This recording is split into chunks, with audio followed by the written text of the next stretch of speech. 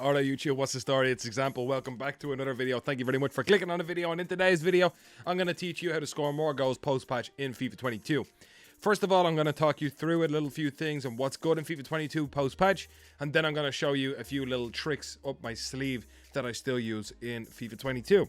So, the usuals that you're very aware of already do work in FIFA 22. Finesse shots inside the box are really good now. I would say any shot from the penalty spot to the 18-yard line, across net is really good, into the top corner. I don't really do low drivens, but I'm sure they're still okay too. But then I also found a few different ways to score that you might be interested in. So what I'm going to do is I'm going to show these clips, we're going to play it, and we're going to see how we get on. How about that? Alright, well, is there anything else that's good? I like driven shots, like just a circle or B. I like finesse shots, they're fine as well. If you have good cards, you can still score outside the box, but most of the parts score inside the box is fine too. Alright, but let's go look at the other ones. Are you ready? Okay, ladies and gents, so the first one that I'm going to show you is called the red chip. Okay, so this is something that a lot of people know of, but maybe not so much. Maybe if you're watching this video and you're not sure yet, let me just remind you really quickly. Okay, so here we are. We see Mbappe who greens this shot and it doesn't go in. We somehow get the ball back. The keeper is coming out, but we red timed the chip shot and it goes in back post, which is amazing. It's not something you see very often. And here you can see Di Natale, the keeper flops a little bit, but a red time chip goes in again. If this happens more than twice, it's something available to you, in my opinion. If it happens once, it's like, yeah, whatever. But if it happens more than twice, it's like something that you could actually utilize. So here we go with Ganola, straight from kickoff in the first minute of the game.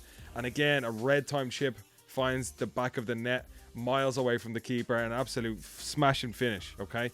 So then the next one I'm going to show you really quickly is the angled, well, it's a certain angle driven shot across net into the top corner.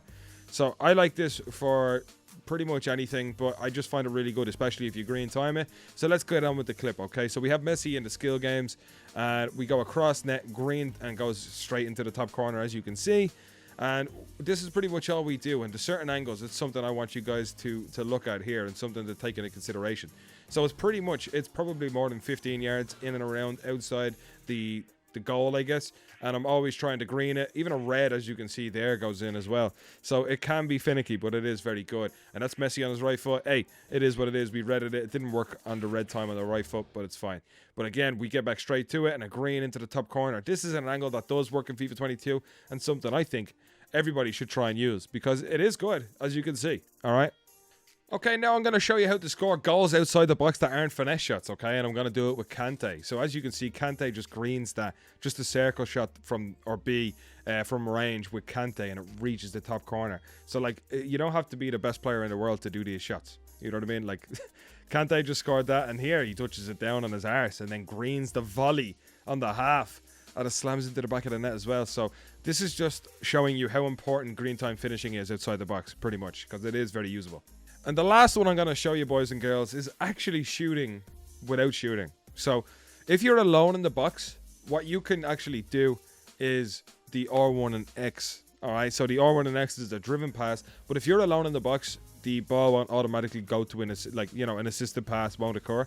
So the ball will go in the direction that you're actually facing. Usually it's straight on. So say if you're not straight looking at the goalkeeper, you're slightly to the left or right, and you shoot or pass toward the net, it'll reach that target that you intended, which is the back of the net. So as you can see here, Messi passes it to Mbappe, just rolls it into the back of the net. This is like a better version of the low driven for me, I think, honestly.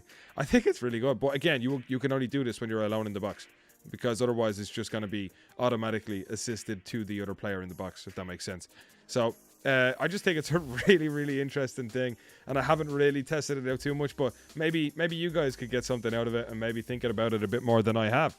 But again, this is only a short video of me showcasing a few different ways to score in FIFA 22. Like, finesse shots slightly patched inside the box, but they still work, especially if you green them. Where I go and learn how to green things, especially in FIFA 22, is skill games, practice scenario, beginner. It gives you left to right like you're in a game, and that's where I learn how to get my muscle memory down to get the green times working ASAP.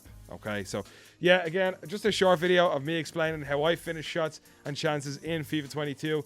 So let's just list it all down, okay? So inside the box, outside the penalty area, into the far corner, top corner, I would say low drivens closer than that, so from the penalty spot inwards. I would say driven shots that are green on the outside of the box. I'd say red chips are really good as well. Finesse shots outside the box if they're green, and then maybe even the orb one and X. So you have 6 different ways to score. And if you want to see a crossing tutorial, because I've actually gotten really good at that in the last while, do let me know, because it's something that I really like to do, something that I think I'm really good at, and I think you guys could learn from it too. So if that interests you at all, do let me know in the comments. I hope you enjoyed this video, and I'll see you guys tomorrow. Thank you very much for watching. This has been Example. Good luck.